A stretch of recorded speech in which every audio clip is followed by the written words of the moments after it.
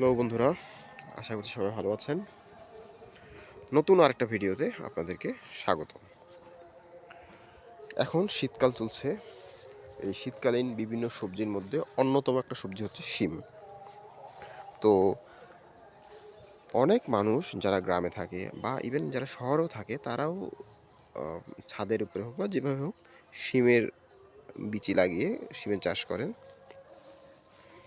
এই শিম এই বছর দেখা যাচ্ছে একটা বিষয়, শিমের ফলন তুলনামূলকভাবে কম। শিমের লতা ভালো হচ্ছে কিন্তু ফল কম বা শিম কম হচ্ছে। এই জিনিসটার একটা সমাধান আছে, আপনাদের সাথে আজকে সেই বিষয়টা নিয়ে কথা বলবো। যদি কখনো দেখেন শিমে শুধু লতা হচ্ছে কিন্তু ফুল তেমন আসছে না, বা ফুল আসতে ঝরে যায়, সেই ক্ষেত্রে একটা বিষয়, শিমে যদি আপনার নাইট্রোজেনের অভাব দেখা দেয় তাহলে কিন্তু এই ধরনের লতার উপর লতা বাড়বে, কিন্তু দেখা যাবে কি ফুল মানে আসে না, বা আসলেও ঝরে পড়ে, বা শিমের পাতাগুলো হলুদ হয়ে যায়। আপনারা যারা গ্রামে থাকেন অথবা রাস্তার পাশে শিমের চাষ করেন অথবা করতে চান, সেক্ষেত্রে আপনাদের জন্য একটা সহজ সমাধান, যেটার জন্য কোনো ধরনের কোনো টাকা খরচ করার প্রয়োজন নেই। ছোট্ট একটা সমাধান আপনাকে একটা দীর্ঘমেয়াদী আহ, স- সুযোগ করে দিবে ভালো ফলনের জন্য। আপনাদেরকে আমি আমার গাছের গোড়াটা দেখাচ্ছি, একটু দেখুন। দেখুন এখানে গাছের গোড়াটাতে, এইটা দেখুন, এই গাছের গোড়াটা দেখুন, এই দেখুন। এখানে যে জিনিসটা আমি করেছি সেটা হচ্ছে শিম গাছের গোড়াতে কাদামাটি কাদামাটি দিয়ে এ ধরনের স্তূপ করে দিবেন, যার ফলে যেটা হয়, শিমের গোড়ায় সবসময় পানি থাকে। এই যে দেখুন, কাদামাটি দিয়ে আপনি স্তূপ বানিয়ে দেওয়ার ফলে যেটা হয়, এখানে শিম গাছের গোড়ায় পানি ধারণ ক্ষমতাটা টিকে থাকে, এবং শীতকাল যেহেতু শুষ্ক মৌসুম, সেহেতু পানির অভাবটা তেমন একটা ফিল হয় না বা কম হয়, গাছগুলো সবসময় পানি থাকে। আর দ্বিতীয়ত আরেকটা জিনিস, কাদামাটি দেওয়ার ফলে কাদামাটিতে কিন্তু আপনার বিভিন্ন ধরনের, যেহেতু পলিমাটি, সেখানে বিভিন্ন ধরনের গাছের জন্য প্রয়োজনীয় মাইক্রো ইনগ্রিডিয়েন্ট যেগুলো থাকে, সেই জিনিসগুলো মানে পর্যাপ্ত পরিমাণে থাকে। এখানে নাইট্রোজেনও থাকে, যার ফলে আপনার গাছ হবে সতেজ, ফুল হবে অনেক, এবং এখানে সবচেয়ে যেটা গুরুত্বপূর্ণ, ফলগুলো ঝরে পড়বে না, এবং ক্রমাগত দেখবেন শিমের ফুল আসছে, শিম ধরছে। সিম্পল এই ট্রিক্সটা যদি ফলো করেন, দেখবেন আপনাদের শিমের ফলন তুলনামূলকভাবে অনেক অনেক অনেক অনেক বাড়তে হবে। আমি আপনাদেরকে আরেকটু দেখাচ্ছি, ভালো করে জুম করে দেখাই। এই দেখুন, আমি যেটা করেছি, এখান থেকে কাদামাটি, এই যে এটা জলা,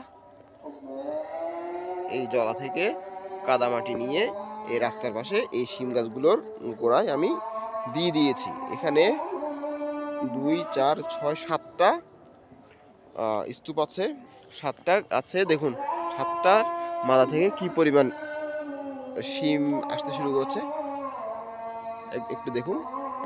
আমি একটু দূর থেকে দেখাই, দেখুন কতগুলা শিম, অলরেডি শিম বড় হয়েছে অনেকগুলা।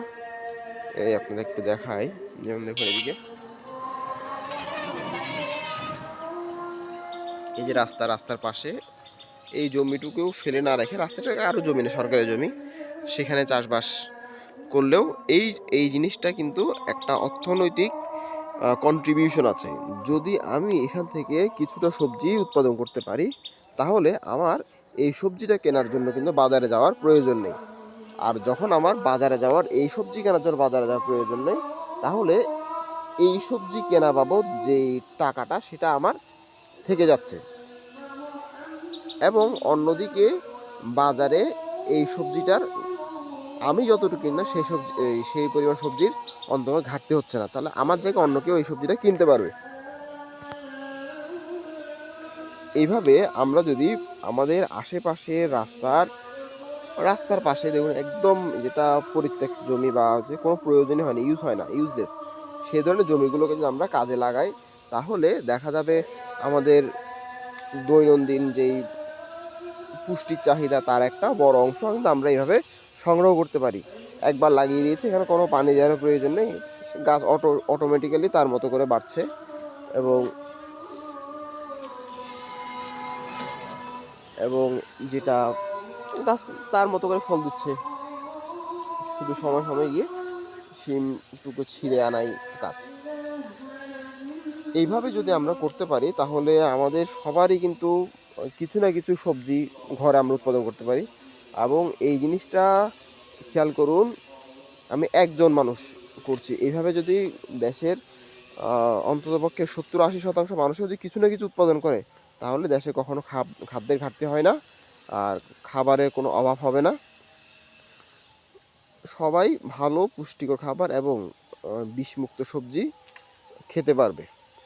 এই শুধুমাত্র এই বিভিন্ন সবজিতে কালার এবং বিভিন্ন বিষ দেওয়ার কারণে প্রতি বছর অনেক পরিমাণ মানুষ ক্যান্সার আক্রান্ত হয়ে মারা যায় এবং ক্যান্সার আক্রান্ত হয়ে অনেক পরিবার অর্থনৈতিকভাবে অনেক খারাপ অবস্থাতে চলে যায়।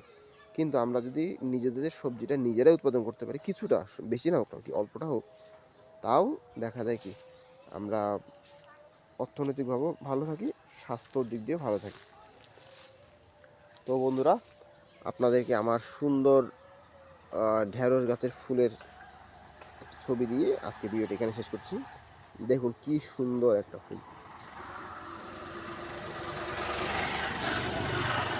মানে দেখলেই অদ্ভুত সুন্দর লাগে। এই একটা ঢেঁড়স গাছের ফুলটার মধ্যে কত মায়া, চারিদিকে হলুদ আর মাঝখানটা খয়েরি, তার মাঝখানে আবার গর্ভমুণ্ড আছে, সেখানেও তার মঞ্জুরি আছে, পুষ্পমঞ্জুরি। এই এই দেখুন এই ফুলটার মধ্যে কত কিছু জানার আছে। এখানে 5টা পাপড়ি আছে।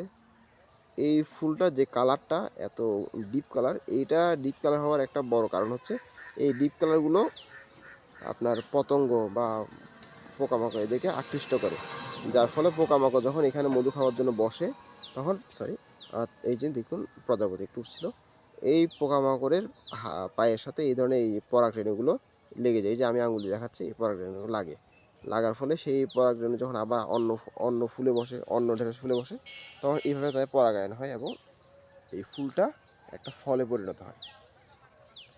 তো বন্ধুরা, আশা করছি আজকের ভিডিওটা আপনাদের ভালো লেগেছে।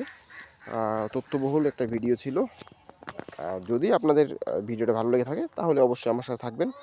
আমার সাথে থাকার জন্য অবশ্যই চ্যানেলটাকে সাবস্ক্রাইব করবেন। ধন্যবাদ বন্ধুরা।